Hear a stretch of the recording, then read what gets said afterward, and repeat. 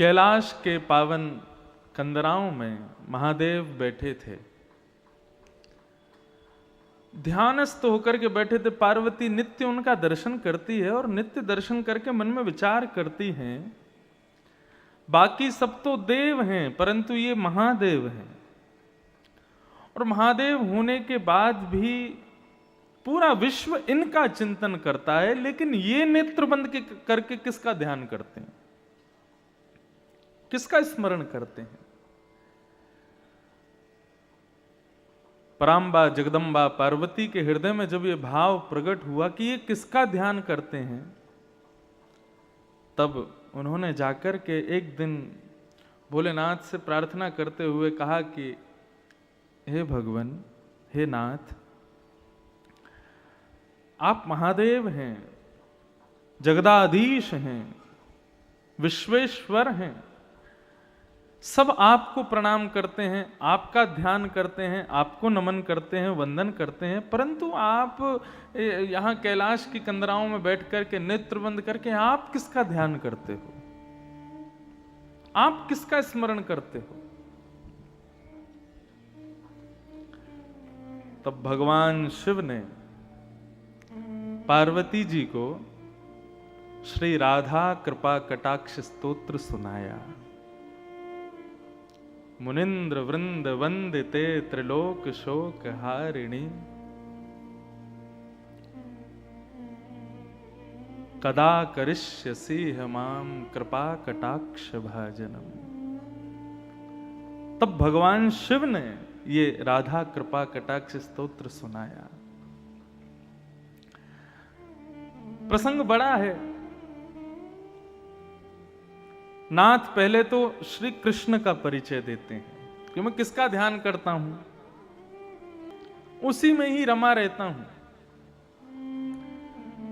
और इनका स्मरण करते करते जब मैं इनको स्मरण करते हुए देखता हूं, किनको, कृष्ण को, तब मैं खोज करता हूं कि ये किसका स्मरण करते हैं। तब प्रकट होती हैं किशोरी जी। और जब भगवान शिव को पता चला कि ये कृष्ण भी इनको ध्याते हैं, इनका ध्यान करते हैं, तब राधा कृपा कटाक्ष स्तोत्र की रचना भगवान शिव ने की। राजा थे, वो राजा नित्य भगवान शिव पर बिल्व पत्र चढ़ाते थे, शिव के बड़े अनन्य भक्त थे। परंतु जिस नगरी के वो राजा थे, उस नगरी में एक शिव का और भक्त रहता था, वो भी परम भक्त था। बहुत ध्यान से सावधानी से सुनिएगा। परम भक्त थे शिव के, उनका मन होता था कि मैं भी शिव के नित्य अर्चना करूं, नित्य उन पर बिल्व पत्र चढ़ाऊं। एक बार उन्होंने विचार किया कि बेलपत्र का सबसे सुंदर वन कहां है। तो किसी ने उनको बताया कि भैया बिल्वपत्र का सबसे सुंदर वन जो है वो राजा के बगीचे में है, वो राजा नित्य बेलपत्र चढ़ाते हैं, उनके बगीचे के बिल्वपत्र सबसे सुंदर हैं। बोले राजा के यहां से बिल्वपत्र कैसे लिया जाए, क्योंकि वैष्णवों की और शैवों की एक आदत होती है, वो कोई भी सुंदर वस्तु का दर्शन करते हैं तो उस सुंदर वस्तु को अपने प्रयोग में ना लेकर के वो अपने इष्ट को प्रदान करने का भाव ज्यादा रखते हैं। जैसे हमारे वृंदावन में कई ऐसे भक्त हुए, वो कुछ भी सुंदर वस्तु को देखते हैं तो वस्तु देख करके उनके मन में भाव आता है कि हमारे ठाकुर जी को पहुंचनी चाहिए। ऐसे कई शैव भक्त हुए, उनके मन में यह भाव होता है कि कुछ भी वस्तु हो वो अच्छी से अच्छी हमारे ठाकुर जी को मिले। आजकल के भक्त कैसे होते हैं, हम अच्छा रहें, हम अच्छा खाएं, हम अच्छा पहने, और ठाकुर जी कैसे भी रहो। मंदिर में जहां ठाकुर जी विराजते हैं वहां पर कई लोगों के यहां तो पंखे भी नहीं होते। क्यों? विचार ही नहीं उठता मन में। लेकिन कई घरों में मैं जाता हूं, वो अपने सुख सुविधा का इतना विचार नहीं करते, वो सोचते हैं हमारे जो सेवाए ठाकुर जी हैं ना, वो सुख से विराजे। ये वैष्णव का स्वभाव है। तो उस व्यक्ति के मन में आता था कि राजा के बगीचे के बिलपत्र चढ़ाया करूं मैं शिव को, तो मेरी सेवा, उससे मैं संतोष मुझे मिलेगा। लेकिन कैसे करूं, इतने सैनिक रहते हैं, इतने सब कुछ रहते हैं। तो उसने मन में विचार किया कि मैं शिव महिम स्तोत्र का पाठ करूंगा और इसका पाठ करके अपनी दैवी शक्ति को प्रकट करूंगा। और परिणाम यह हुआ कि शिव महिम स्तोत्र का इतना पाठ किया गंगा जल में खड़े होकर के कि उसको अदृश्य होने की शक्ति प्राप्त हो गई। वो जब चाहता तब अदृश्य हो जाता। और उसने उस अदृश्य होने की शक्ति का प्रयोग कहां किया? राजा के बगीचे में जाते और बगीचे में जाके बेलपत्र तोड़ते। जैसे ही सैनिक उसको देखते, सैनिक उसको पकड़ने के लिए आते, तुरंत अदृश्य हो जाता और बेलपत्र लेकर के चला जाता, जाकर के भगवान शिव पर चढ़ा देता।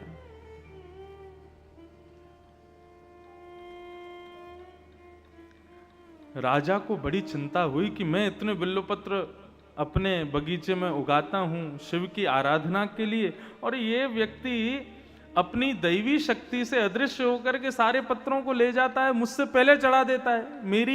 मेरा बगीचा, मेरी मेहनत और बिल्वपत्र चढ़ाता कोई और है। राजा ने ये चिंता जाकर के अपने गुरुदेव को बताई। तो इनके गुरुदेव ने आज्ञा की कि भैया देखो, ये जितनी भी दैवी शक्तियां होती हैं, इनका नाश कब होता है? कुसंग से नाश होता है, दूषित भोजन करने से नाश होता है, दूषित क्रियाएं करने से नाश होता है, और सबसे सहज नाश होता है ठाकुर जी के निर्माल्य पर यदि पैर पड़ जाए तो भी हमारी दैवी शक्तियां नष्ट हो जाती हैं।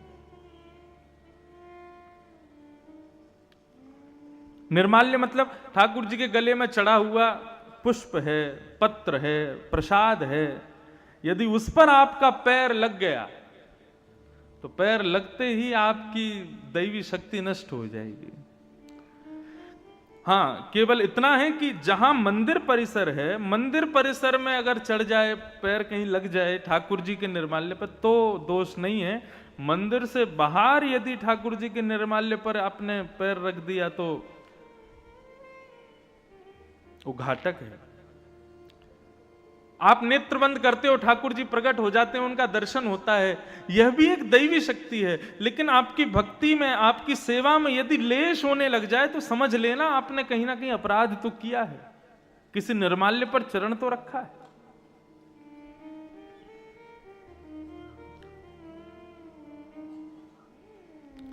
राजा ने जब ये बात सुनी कि निर्माल्य पर पैर रखने से दैवी शक्ति नष्ट होती है, तो शंकर जी के ऊपर चढ़े हुए बिल्व पत्रों को लेकर के राजा गए और जाकर के अपने पूरे बगीचे में फैला दिया। अर्धरात्रि का समय होगा, जब वो भक्त आएगा, वो चोर आएगा, उसको पता नहीं होगा, वो निर्माल्य पर पैर रख देगा तो उसकी शक्ति नष्ट हो जाएगी। अर्धरात्रि का समय, नित्य की सेवा के लिए, बिल्व पत्र तोड़ने के लिए जैसे ही बगीचे में उसने प्रवेश किया, उसको पता नहीं था, शिव पर चढ़े हुए निर्माल्य पर जैसे ही चरण रखा, उसकी अदृश्य होने की शक्ति नष्ट हो गई। उसको पता नहीं था अभी तक, वो तो दिखाते हुए जाता था, जब सैनिक पकड़ने आते थे तब अदृश्य होता था। आज बिल्वपत्र तोड़ने लगा, सैनिक जैसे ही तलवार लेकर के उसको पकड़ने के लिए जाने लगे, उसने जैसे अदृश्य होना चाहा, लेकिन आज वो अदृश्य नहीं हो पाया और सैनिकों ने उसको पकड़ लिया। बोले आज आ गया पकड़ में। अब तो वो घबराने लगा, चिंता करने लगा, क्या करूं, कहां जाऊं, कैसे बचूं। सैनिकों ने राजा को बता दिया, बोले कि आज हमने उसको बंदी बना लिया है, पकड़ लिया है। राजा उसको मारने के लिए जैसे ही समीप आने लगे, उस भक्त ने नेत्र बंद करके महादेव का स्मरण किया और स्मरण करते हुए कहने लगा, हे महादेव, मानता हूं कि मैंने चोरी की है, लेकिन किसकी की? पत्र की है। किस लिए की? आपकी आराधना के लिए की है। यदि इससे किसी की संपत्ति नष्ट हुई हो, इससे किसी की आराधना नष्ट हुई हो, तो मैं क्षमा मांगता हूं। लेकिन नाथ, मैंने तो केवल आपकी सेवा के लिए इस कार्य को किया था, आप मुझ पर कृपा करो। और नेत्र बंद करके महादेव का स्मरण करते हुए वहीं खड़े खड़े शिव महिम्न स्तोत्र का गान करना प्रारंभ किया। गान करते करते करते करते करते जैसे ही महिम्न स्तोत्र विराम हुआ, राजा ने जाकर के अपनी तलवार से उस पर प्रहार करना चाहा। स्तुति का विराम होते ही उसकी जो अदृश्य होने की शक्ति थी वो पुनः प्रकट हो गई और वो वहां से अदृश्य होकर के महादेव के पास चला गया। कहने का अभिप्राय क्या है? ये इतनी बड़ी कथा मैंने क्यों सुनाई? शिव महिम्न स्तोत्र में इतनी शक्ति है। यदि आप नित्य श्रावण मास में गंगा में कंठ भर जले में खड़े होकर के नित्य 108 शिव महिम्न स्तोत्र का गान करो, पाठ करो, मन चाही सिद्धि प्राप्त कर सकते हो। यहां तक कि अदृश्य होने तक की सिद्धियां प्राप्त हो जाती हैं शिव महिम्न स्तोत्र से। ऐसे स्तुतियों के राजा हैं शिव महिम्न स्तोत्र, लेकिन वो शिव भी किसकी आराधना करते हैं? हमारे श्री कृष्ण की, हमारी श्री किशोरी जी की आराधना करते हैं, हमारी श्री लाडली जी का नाम गाते हैं।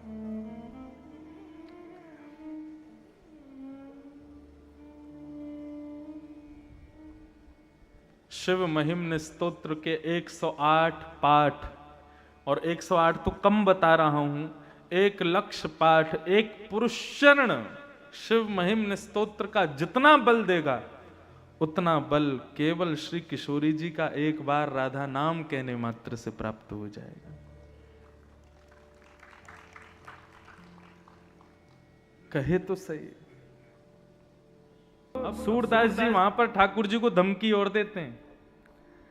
सूरदास जी नेत्रहीन है, नेत्र नहीं है उनके पास। कोई कहता सूरदास जी आपको तो भगवान ने आंख ही नहीं दी। सूरदास जी बोले मुझे भगवान ने आंख इसलिए नहीं दी क्योंकि ठाकुर जी कहते हैं कि भाई संसार इतना मायावी है, जो इसको देखता है वो इसी का हो जाता है। हे सूरदास, मैं तुझे आंखें नहीं दूंगा ताकि तू मेरे अलावा किसी का होए ही ना कभी। सूरदास जी से किसी ने कहा आपको तो आंख नहीं दी भगवान ने, तो सूरदास जी दूसरा उदाहरण क्या देते? बोले मुझे ठाकुर जी ने आंख इसलिए नहीं दी, संसार को आंख दी है। मानो भगवान सबसे कह रहे हैं तुझको आंख दी, तू अपने आप अपना रास्ता देख करके चल, कहीं गड्ढा हो तो बच के चल, कहीं ठोकर आवे तो बच के चल। मैंने सूरदास को आंख क्यों नहीं दी? बोले सूरदास को आंख इसलिए नहीं दी, बोले इसकी उंगली पकड़ के तो मैं ही चलूंगा। आंख नहीं दी तो सूरदास जी तो खुश होते। मुझे आंख इसलिए नहीं दी क्योंकि तुम सब तो अपनी आंखों के वजह से चलते हो, मैं तो ठाकुर जी की उंगली पकड़ के चलता हूं, वो जहां ले जाते हैं वहां चला जाता हूं। लेकिन आज सूरदास जी बड़े उदास, और आज ठाकुर जी से विनती कर रहे हैं, हे नाथ, मैंने जीवन भर आपको हृदय में ही देखा है, नेत्रों से कभी नहीं निहारा क्योंकि मुझे दिखता नहीं, लेकिन मैं इस भाव में था। आपने मुझे नेत्र इसलिए नहीं दिए क्योंकि एक दिन आप प्रकट होकर के मुझे दर्शन दोगे, लेकिन कब होगे प्रकट? हे नाथ, प्रकट हो जाइए ना। और फिर सूरदास जी धमकी देते हैं ठाकुर जी को। सूरदास जी भगवान से कह रहे हैं कि हे नाथ, या तो मुझे दर्शन दो, नहीं तो लेहो करवट काशी। लेहो करवट काशी का मतलब, अब काशी करवट स्थान भी है, लेकिन आपको बताएं काशी एक चीज के लिए और प्रसिद्ध है। क्या? व्यक्ति अपने अंतिम काल में यहां आकर के रहने लग जाते हैं और विचार करते हैं, इंतजार करते हैं अपनी मृत्यु का, क्योंकि ऐसा मान्यता है कि यहां पर मृत्यु प्राप्त होना मतलब सीधा मोक्ष धाम। काशी की आकृति कैसी, हमारे पंडित जी हमको बता रहे थे, कितना सुंदर भाव। काशी की आकृति कैसी है? धनुष आकार में, और इस धनुष का तो नित्य दर्शन मुझको हो रहा है। मैं जहां से आता हूं, यदि गाड़ी से आऊंगा तो 2 घंटे में पहुंचूंगा यहां। मैं आता हूं नाव से, तो पूरी काशी ऐसे धनुष आकार में, धनुष आकार में काशी है। और उसकी प्रत्यंचा कौन है? ये गंगा जी उसकी प्रत्यंचा है। तो धनुष आकार की काशी, प्रत्यंचा गंगा, और धनुष आकार की इस काशी के बिल्कुल मध्य में कौन बैठे हैं? महादेव। मणिकर्णिका के घाट पर श्री काशी विश्वनाथ बैठे हैं। तो मध्य में ही तीर लगाया जाता है। तो मध्य में चालक बैठा है, तीर क्या है? बोले राम नाम ही तीर है। वहीं मणिकर्णिका के घाट पर आने वाले शवों के कान में राम नाम दान कर देते हैं। मतलब इस काशी रूपी धनुष बाण पर गंगा रूपी प्रत्यंचा से विश्वनाथ यहां मृत्यु प्राप्त करने वाले जीवों के कान में राम तारक मंत्र धारण करके उस प्रत्यंचा को छोड़ देते हैं और सीधा मोक्ष को पहुंचता है। ऐसा भाव है यहां का। तो पहला भाव कि सूरदास जी कह रहे हैं लेहो करवट काशी, मतलब सूरदास जी कह रहे हैं मैं अन्योन्याश्रय कर लूंगा। अन्योन्याश्रय क्या है? एक पति को छोड़ दूसरे पति से प्रेम विवाह करना, ये अन्योन्याश्रय है।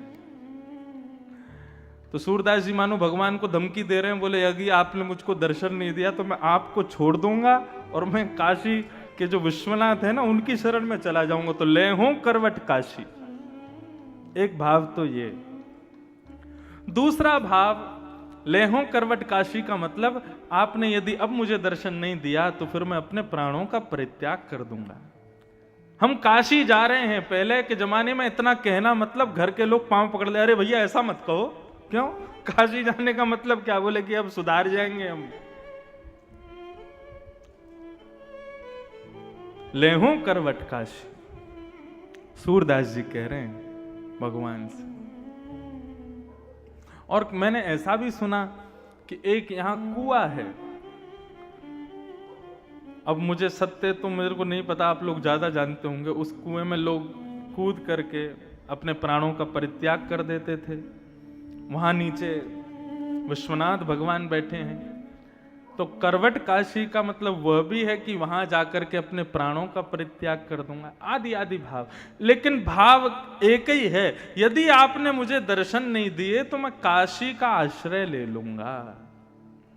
और जैसे ही सूरदास जी ने यह बात कही है, लेहो करवट काशी, इतने में ही ललित त्रिभंगी वंशी धारी मोर मुकुट धारण किए घुंघराले केश अलकावलियों से सुसज्जित पीतांबरी पहने हुए श्री श्याम सुंदर प्रकट हो गए।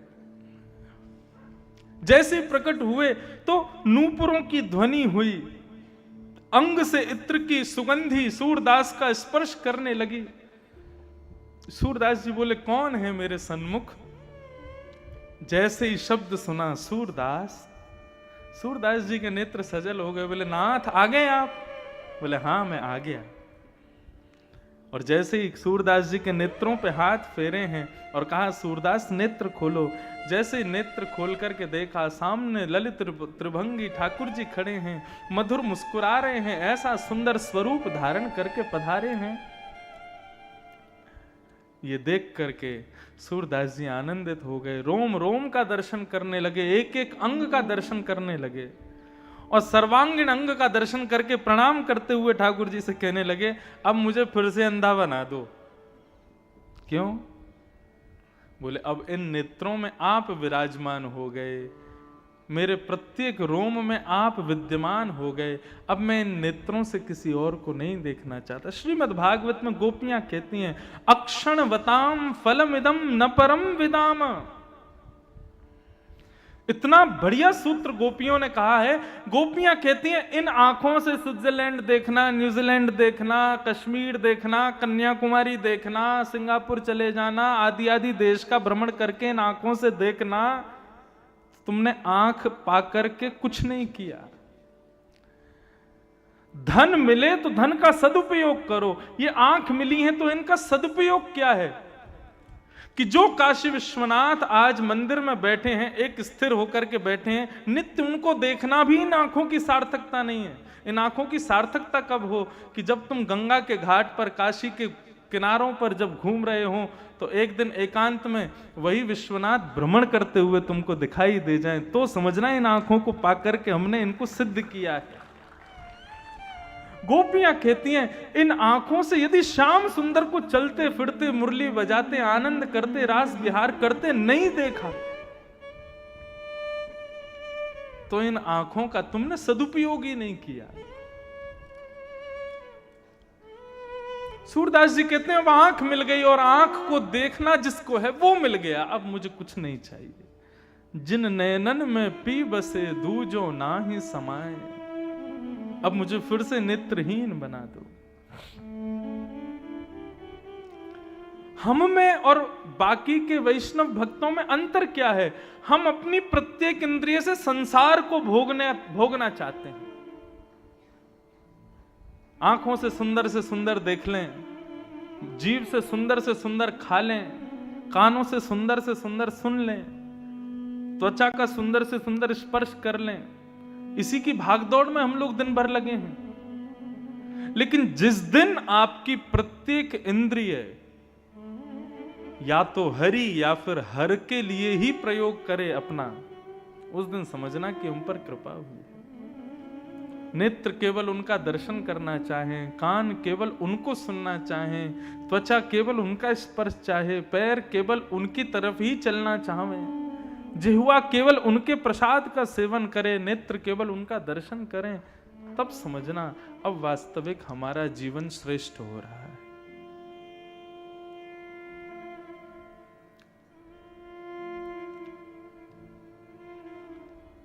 तो ऐसे शिव जो नित्य श्री किशोरी जी का स्मरण करते हैं। हरिराम व्यास जी इतने विद्वान थे कि वे जहां जाते थे वहां के विद्वानों को चुनौती देते थे कि मुझसे शास्त्रार्थ करो,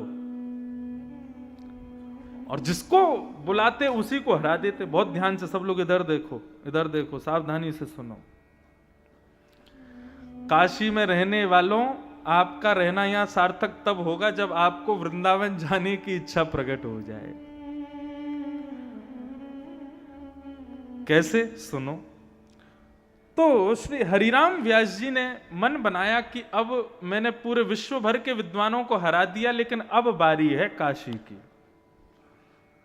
काशी विद्वानों की भूमि है, विद्वानों में सर्वश्रेष्ठ है। यहां के विद्वानों को यदि हराया तो लोग मानेंगे कि हां मैं विद्वान हूं। हरिराम व्यास जी अपने सब चेले चपाड़ों के साथ में काशी आ गए, और काशी में आकर के महाराज उन्होंने ऐलान कर दिया कि यहां के जितने विद्वान हैं सबको चुनौती देता हूं। उत्तर मीमांसा, पूर्व मीमांसा, 4 वेदों में से किसी भी भाव को, किसी भी पुराण को, किसी भी उपनिषद को लेकर के आओ, शास्त्रार्थ करो, मुझे हरा करके दिखाओ, तो मानूंगा मैं काशी विद्वानों की भूमि है। जब यहां के विद्वानों ने उनकी चुनौती सुनी तो आपस में सबने मीटिंग की, बोले कि भैया कौन जाएगा? सबने कहा, बोले हरिराम व्यास जी साधारण नहीं है, हमने इनका शास्त्रार्थ देखा है, ये अच्छों को हरा देते हैं। हारने में कोई बुरी बात नहीं है, शास्त्रार्थ में तो हारा ही जाता है, एक तो कोई ना कोई हारेगा। लेकिन बात यह है कि उन्होंने विद्वानों को नहीं, काशी को चुनौती दी है। यदि हम में से कोई हारा तो काशी की हार होगी, वाराणसी की हार होगी। तो क्या करें? बोले वाराणसी के राजा के पास चलो। कौन है राजा? बोले विश्वेश्वर। पहुंच गए सब, विश्वनाथ से जाकर के रात्रि प्रार्थना करने लगे, हे विश्वनाथ कृपा करो, ये आए हैं हरिराम व्यास जी, इनसे हमको बचाओ। सब ब्राह्मणों ने जाकर के प्रार्थना की। ब्राह्मण तो प्रार्थना करके चले गए, लेकिन आधी रात में शंकर जी हों चाहे हमारे कन्हैया हों, ब्राह्मणों को दुखी नहीं देख सकते। वैष्णवानाम यथा शंभु, वैष्णवों में तो सर्वश्रेष्ठ हैं शंभु, और वैष्णवों के सर्वधन हैं शंभु। भगवान शिव ने मन में विचार किया, बोले कि भैया काशी की रक्षा की, अब हमारे ऊपर नौक आ गई है। आधी रात में ही एक दीनहीन से ब्राह्मण का वेश धारण किया भोलेनाथ ने, और एक दीनहीन से ब्राह्मण बनकर के, बिल्कुल सादा सरल से ब्राह्मण बनकर के पहुंच गए हरिराम व्यास जी के पास।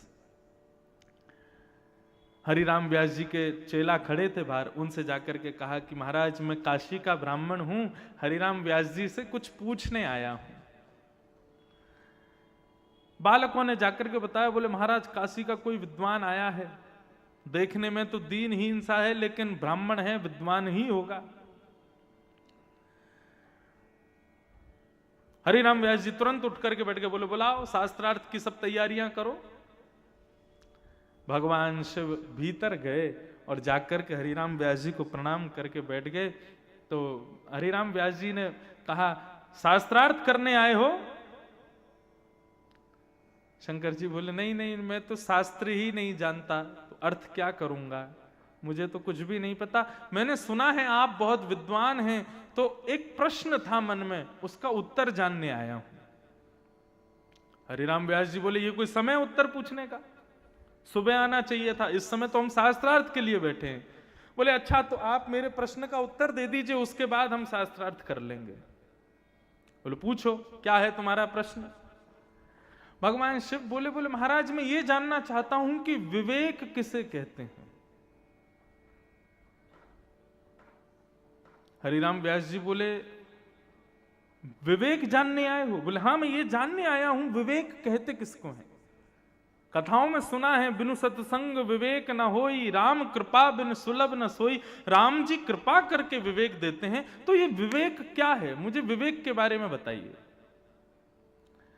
हरिराम व्यास जी बोले, विवेक का मतलब होता है सद असद का ज्ञान होना, सही गलत की पहचान होना।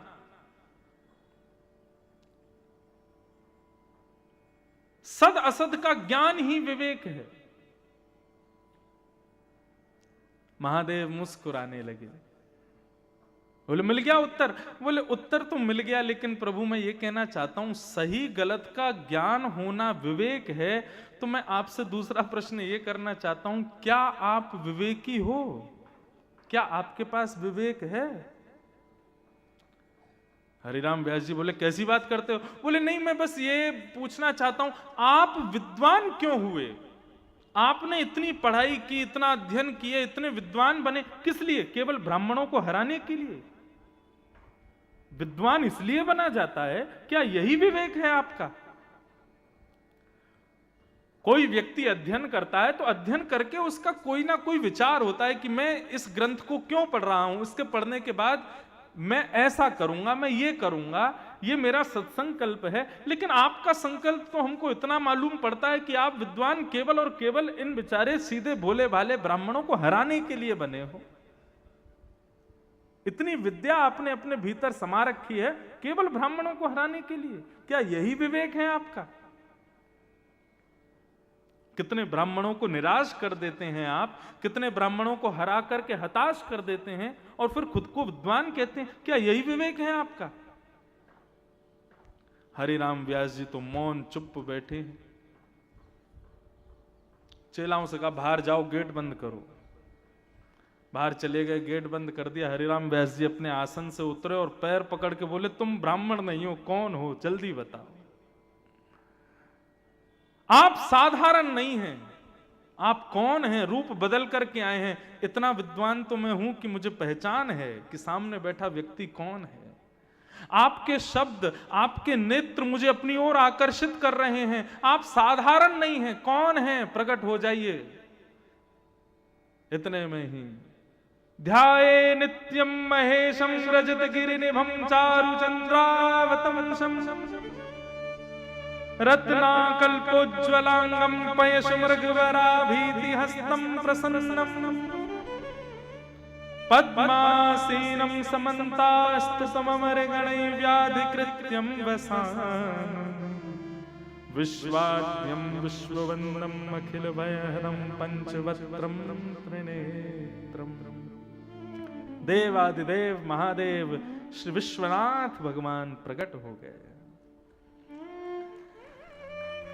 जैसे ही दर्शन किया है, हरिराम व्यास जी रुदन करने लगे, पूरा शरीर कंपायमान हो गया, चरणों में गिर गए, क्षमा मांगने लगे। बोले नाथ मुझे क्षमा कर दो। भोलेनाथ ने अपने हृदय से लगाया, बोले हरिराम व्यास तुम साधारण नहीं हो, तुम तुम बहुत विद्वान हो, लेकिन तुमको विद्वत्ता इसलिए प्राप्त नहीं हुई कि तुम ब्राह्मणों को हराओ।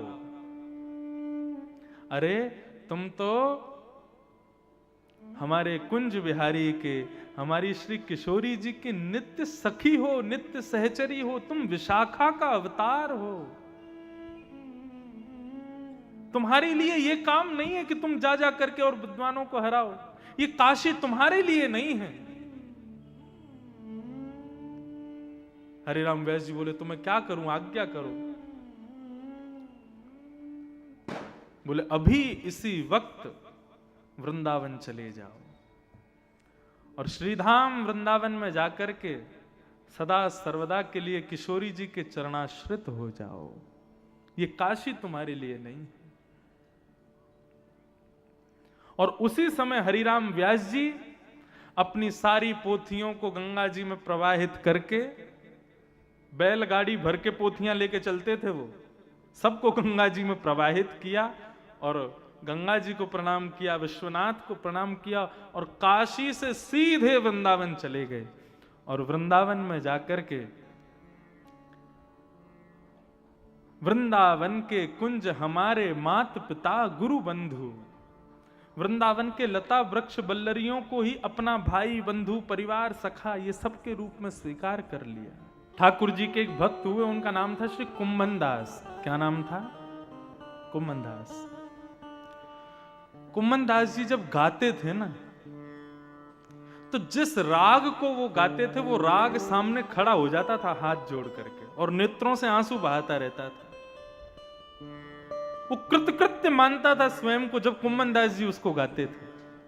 और क्या कहें महाराज, कुंभन दास जी जब गोवर्धन पर्वत पर जाते थे तो कई राग रागनियां साधारण सा रूप धारण करके आते और आकर के उनसे प्रार्थना करते, कभी हमको भी सेवा में लीजिए, कभी हमको भी गा दिया कीजिए। ऐसे कुंभन दास जी एक बार राग भैरव गा रहे थे और भैरव गाते गाते गाते जैसे गा रहे थे, इतने में ही बादशाह ने, अकबर ने वाहवाही कर दी, वाह वाह वाह। कुंभन दास जी ने देखा ये वाहवाही कौन कर रहा है। किसी ने कहा, बोले बादशाह वाहवाही कर रहे हैं। कुंभन दास जी का वैराग्य कैसा। कुंभन दास जी के घर की स्थिति ऐसी थी कि उनके यहां पर एक समय भोजन बन जाता तो शाम के लिए भोजन नहीं होता था।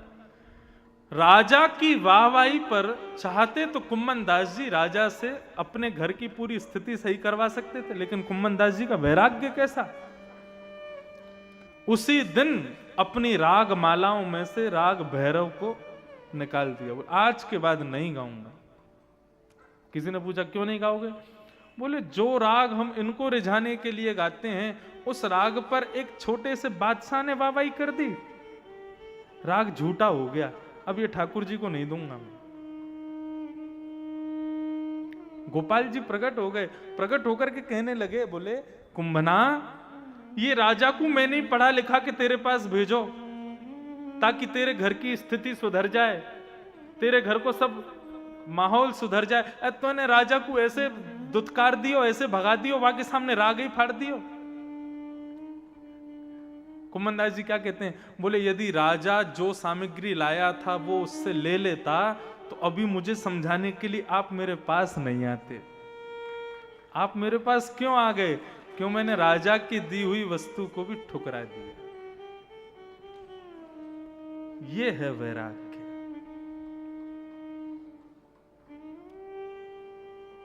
बहुत ऊंची स्थिति है, यहां हम सुन ही सकते हैं, इन स्थितियों को कर नहीं सकते। हमारी गायकी पे छोटा सा विधायक वाहवाही कर दे तो हम उसके पीछे पीछे होलेंगे और विधायक जी हमारा ये काम करवा दो, विधायक जी। बादशाह वाहवाही कर गया कुंभन दास जी के गायन पर। भक्ति महारानी कष्ट में आ गई। नारद जी महाराज ने कहा, देवी तुम चिंता मत करो, तुम्हारा जो भी कष्ट है मैं उसको दूर करूंगा। और नारद जी महाराज सत्कर्म ढूंढते ढूंढते बद्रीनाथ पहुंचे और बद्रीनाथ में जाकर के सनक सनंदन सनत कुमारों को ये बात बताई कि महाराज भक्ति ज्ञान वैराग्य की पीड़ा दूर कीजिए, भक्ति तो युवा है, लेकिन उसके दोनों बालक ज्ञान वैराग्य बुढ़े हो गए हैं। ये कैसे संभव हो सकता है कि मां युवा बालक वृद्ध? इस क्रम को ठीक कीजिए भगवान। तब सत्कर्म के रूप में 5 सत्कर्म बताए सनत कुमारों ने, और 5 प्रकार के यज्ञों का वाचन किया। वो 5 यज्ञ कौन कौन से हैं? कि सबसे पहला यज्ञ कौन सा है? द्रव्य यज्ञ।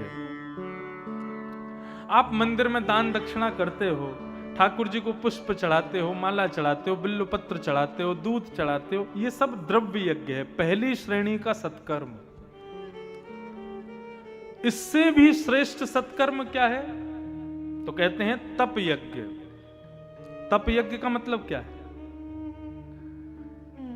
देखो, तप का सीधा अर्थ होता है अपने शरीर को थोड़ी अव्यवस्थाएं देकर के भगवत स्मृति करना।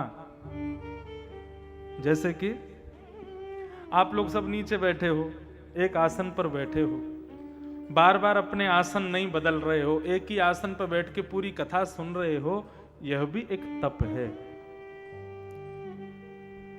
बार बार कथा में उठना, बार बार आसन बदलना, तुम्हारा तप टूट जाता है। शरीर को व्यवस्थाओं से विमुख करना और फिर भगवत आराधन करना, उसी को तप कहते हैं। तो ठाकुर जी पे दूध चढ़ाना, बिल्वपत्र चढ़ाना, आदि आदि चढ़ाना, ये तो एक निम्न कोटि का तप है, निम्न कोटि का यज्ञ है। उससे श्रेष्ठ यज्ञ क्या है? बोले तप यज्ञ। एक आसन में बैठ करके हरि स्मृति करना, हरि कथा करना, हरि कथा श्रवण करना, आदि आदि ये सब भाव, ये तप यज्ञ। दूसरा यज्ञ। तीसरा यज्ञ कौन सा है? बोले योग यज्ञ है। योग का अर्थ क्या है? योग का अर्थ होता है मिलना। हम किससे संबंध रखते हैं? वैष्णवों से संबंध रखते हैं, भक्तों से संबंध रखते हैं, जिसके सिर पर उर्ध्वपुंड है, त्रिपुंड है, उससे संबंध रखते हैं। जो ठाकुर जी की आराधना करता है, ठाकुर जी की भक्ति करता है, ठाकुर जी का नाम गान करता है, उससे संबंध रखते हैं। यह योग यज्ञ है। जो हरि का नहीं, वो हमारा नहीं, ऐसी भावना। अच्छा, इस भावना को भी बहुत ध्यान से सुनिए। आप घर में रहते हैं, घर के कई सदस्य हरि के नहीं हैं, तो वो आपके भी नहीं हैं। वैसे तो आज्ञा शास्त्र की यही है, गुरु को छोड़ो, पत्नी को छोड़ो, पति को छोड़ो, माता पिता को छोड़ो, यदि वो भगवत मिलन में बाधा बनते हो तो। लेकिन यहां पर एक चीज होती है, क्या? व्यवहारिक धर्म नष्ट हो जाता है, और व्यवहारिक धर्म नष्ट करना भी एक प्रकार से पाप है। तो फिर क्या किया जाए? बहुत सरल है, लेकिन करना थोड़ा कठिन है। सुनो, अपने शरीर से संबंधों का निर्वहन करो, पर मन से त्याग करो।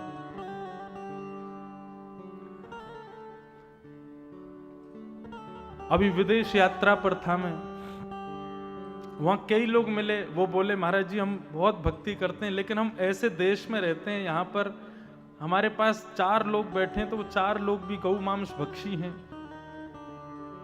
उल्टा सीधा खाते हैं, उल्टे सीधे रहते हैं, क्या करें? उनका संग तो करना पड़ता है। मैंने कहा देखो, हमारे शास्त्राज्ञा करते हैं कि हमारे धर्म में शारीरिक उपस्थिति से ज्यादा मानसिक उपस्थिति को ज्यादा श्रेष्ठ माना जाता है। आप शरीर से कहीं उपस्थित हो, लेकिन मन से उपस्थित नहीं हो, तो आपकी उपस्थिति दर्ज नहीं होगी। लेकिन आप कहीं शरीर से नहीं हो, मन से वहीं का स्मरण कर रहे हो, तो आपकी उपस्थिति नित्य मानी जाएगी। जैसे हमारे यहां गाते हैं, प्यारे राधा वल्लभ लाल, मन रखियो अपने चरणन में। हम भले ही तन से काशी में रहें, लेकिन हे राधा वल्लभ लाल, हमारे मन को सदा अपने चरणों में रखना। तुम मन से यदि नित्य गंगा के तट पर बैठकर के भी आप वृंदावन का स्मरण करते हो तो आपके बही खाते में, आपके जीवन खाते में आपकी नित्य की उपस्थिति काशी की ना हो के ब्रज की मानी जाएगी। क्यों? बोले तन से भले ही कहीं भी बैठे थे लेकिन मन से तो नित्य वृंदावन का स्मरण करते थे। तो हमारे यहां तन की उपस्थिति को श्रेष्ठता नहीं मानी गई, मन की उपस्थिति को श्रेष्ठता दी गई है। मतलब आप तन से संबंधों का निर्वहन करो लेकिन मन से ना करो, तो मन से जो काम नहीं किया है वही श्रेष्ठ माना जाएगा। हरि विमुख करने वाले यदि परिवार के भी हैं तो तन से तो संबंध निभाओ, मन से मत निभाओ बस। लेकिन वो मन का त्याग तन पर हावी नहीं होना चाहिए, वो तन पर दिखना नहीं चाहिए। बहुत कठिन है। या तो देखो मीराबाई जैसे हो जाओ, या तो तुलसीदास, रैदास, सूरदास आदि जैसे हो जाओ, बिल्कुल सबको छोड़ छाड़ के चले जाओ। लेकिन सबके बीच में रह रहे हो तो फिर तन के संबंधों को निभाओ, मन से भले ही मत निभाओ। तन के संबंधों का निर्वहन करना चाहिए। ये बात हम क्यों बता रहे हैं? योग यज्ञ, योग यज्ञ का मतलब उनसे संबंध बनाओ जो ठाकुर जी से संबंध रखते हो। द्रव्य यज्ञ, तप यज्ञ, योग यज्ञ, और उसके बाद चौथा आता है स्वाध्याय यज्ञ।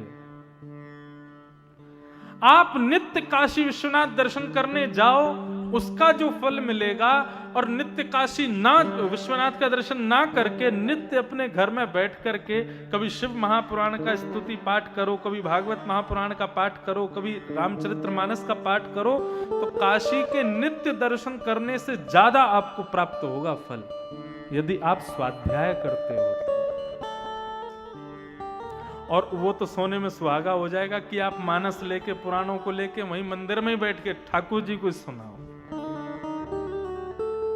सबसे प्यारी आराधना क्या है भगवान की? बिल्व पत्र चढ़ा रहे हैं, दूध चढ़ा रहे हैं, जल की धारा चढ़ा रहे हैं। आज तो मैंने देखा महाराज, सुबह जितनी देर पुजारी जी अभिषेक कर रहे थे उतनी देर तो शंकर जी ऐसे लग रहे थे वाह प्रसन्न मुद्रा में बैठे हों, और जैसे ही पुजारी जी निकले और महाराज भीड़ का आक्रमण हुआ भगवान शिव पर। मैं जब गर्भगृह में गया तो मैंने देखा असंख्य बिल्व पत्र जाने कहां से बरस रहे थे ऊपर से। कोई दूध चढ़ा रहा, एक ने तो लोटा ही फेंक दिया वहीं। मैंने कि शंकर जी सिर पकड़ के बैठ गए होंगे। मेरे हिसाब से आपके जल चढ़ाने से, बिल्व पत्र चढ़ाने से, दूध चढ़ाने से शायद उनको उतनी प्रसन्नता ना हो। वहीं विश्वनाथ के कॉरिडोर के किसी कोने में बैठ कर के मानस की चौपाइयां गा दोगे, भागवत के श्लोक गा दोगे तो महादेव प्रसन्न हो जाएंगे, आनंदित हो जाएंगे। मुझे बुला रहे थे पुजारी जी, अंदर आओ अंदर। मेरा इच्छा नहीं थी, मैंने कहा आपने अभिषेक कर दिया, मैं अभिषेक अपनी वाणी का कर रहा हूं 80 घाट पर, मैं उसी से ही आनंदित हूं। मुझे नहीं ये चढ़ाना, आपने चढ़ा दिया हो गया। ये समझना यही विवेक है। मंदिर में होड़ रहती है कि इसने दूध चढ़ाया है तो मैं भी चढ़ाऊंगा। पॉलिथिन फोड़ के अमूल वाली लेके आएंगे, सीधी धार शंकर जी पे। आहा, महादेव खुश हो गए, अमूल वाला लाया, सस्ता वाला नहीं लाया था। सबसे महंगा दुग्धाभिषेक है मानस के सुंदर चौपाई, भागवत के सुंदर श्लोक, इनसे अभिषेक करो। इनसे बढ़िया पंचामृत नहीं है। मैं तो अपने श्रोताओं से कहता हूं कि केवल सुनने तक सीमित मत रहो, कुछ लेकर के जाओ, याद कर लो इन श्लोकों को, इन पदों को, इन भावों को, इन चौपाइयों को। और क्या करो? बोले कोई दुनिया के लोग नहीं सुनेंगे क्योंकि वो इसके लायक है ही नहीं। इसके सबसे बड़े श्रोता तो महादेव ही हैं, उन्हीं को सुनाओ, प्रसन्न हो जाएंगे। रावण से प्रसन्न होने का एकमात्र कारण यही था महादेव का, क्योंकि वो सुनाता था, वो गाता था, वो जाकर के कहता था, इसलिए प्रसन्न होते थे।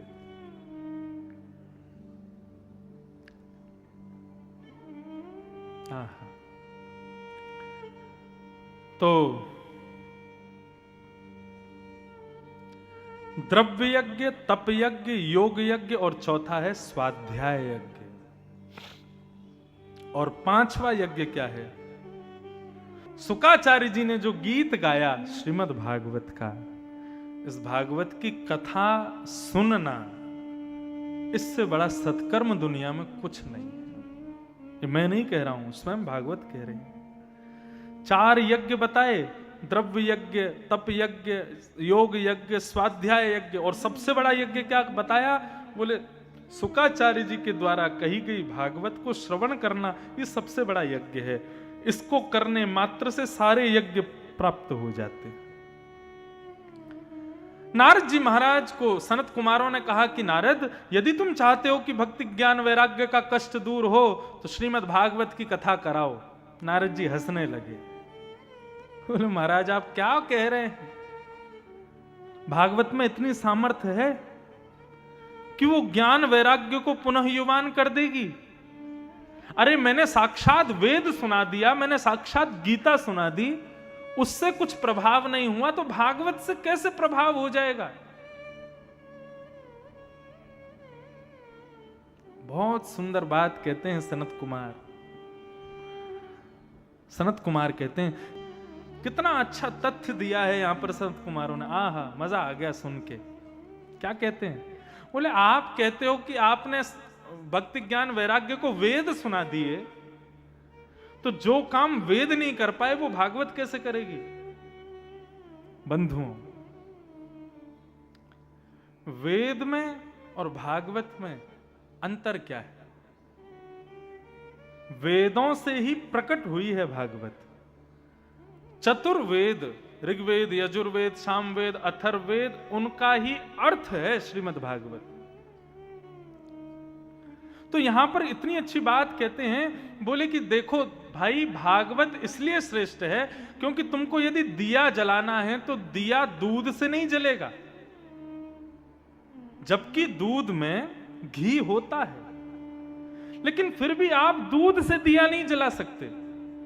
यदि आपको दिया जलाना है तो दूध को बासा करना पड़ेगा, जब वो दही बन जाएगा तो उसको मथना पड़ेगा, जब उसको मथोगे तो नीचे छाछ रह जाएगी, ऊपर मक्खन आएगा, उस मक्खन को घी बनाना पड़ेगा, जब वो घी बन जाएगा तब उसको दिए में डालोगे, अग्नि प्रज्वलित करोगे, दिया जल जाएगा।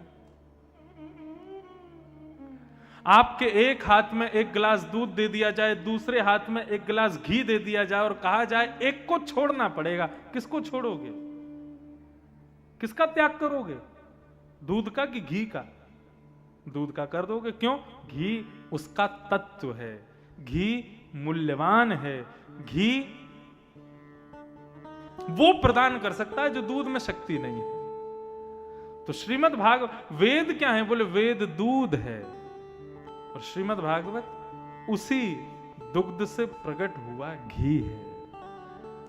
ये जीवात्मा रूपी दिए जो हैं, ये जीवात्मा रूपी, श्रोता रूपी दिए जितने भी बैठे हैं, इनको दूध से प्रज्वलित करना चाहोगे कभी नहीं हो पाएंगे। इनको प्रज्वलित करना है तो उसके लिए घी ही डालना पड़ेगा, और श्रीमद् भागवत घी है। तभी देव आनंदित होते हैं जब घी का दिया जलता है। श्रीमद् भागवत घी के समान है। भूख लगने पर आम के वृक्ष को खाओगे तो ना तो पेट भरेगा ना स्वाद आएगा, लेकिन उस वृक्ष पर ही प्रकट होने वाले आम को खाओगे तो पेट भी भर जाएगा, स्वाद भी आ जाएगा। वृक्ष वेद हैं और उन वृक्षों का पका हुआ फल श्रीमद् भागवत है। निगम कल्प तरोर गलितम फलम सुखमुखाद अमृत द्रव संयुतम पिबत भागवतम रसमालयम मुहुर्हो रसिका भुवि भावुका। कल्प तरोर गलितम फलम, पका हुआ फल है श्रीमद् भागवत वेद का, इसका सेवन करो। तब नारद जी की दृष्टि खुली। नारद जी ने कहा अब तो भागवत की कथा ही करानी है, कहां कराई जाए?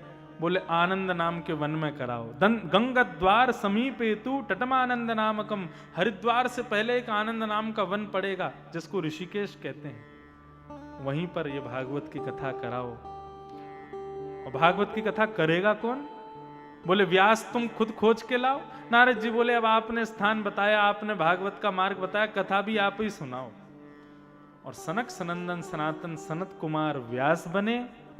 भागवत की कथा आनंद नाम के वन में हुई। नारद जी उसके श्रोता बने और यजमान भक्ति ज्ञान वैराग्य बने। जैसे ही भक्ति ज्ञान वैराग्य वहां पर प्रकट हुए, कैसे प्रकट हुए कि भक्ति सुतौ तौ तरणौ गृहीत्वा प्रेमैक रूपा सहसा विरासे श्री कृष्ण गोविंद हरे मुरारे नाथेति नामानि गुरुपदे। भक्त ज्ञान वैराग्य तीनों युवा होकर के नृत्य करते हुए श्री कृष्ण गोविंद हरे मुरारे हे नाथ नारायण वासुदेव कीर्तन करते हुए वहां पर प्रकट हो गए। भक्ति ज्ञान वैराग्य तीनों ने नारद जी को और व्यास को प्रणाम किया और नारद जी से कहा हमारे लिए उचित स्थान बताओ, हम कथा पंडाल में कहां बैठे।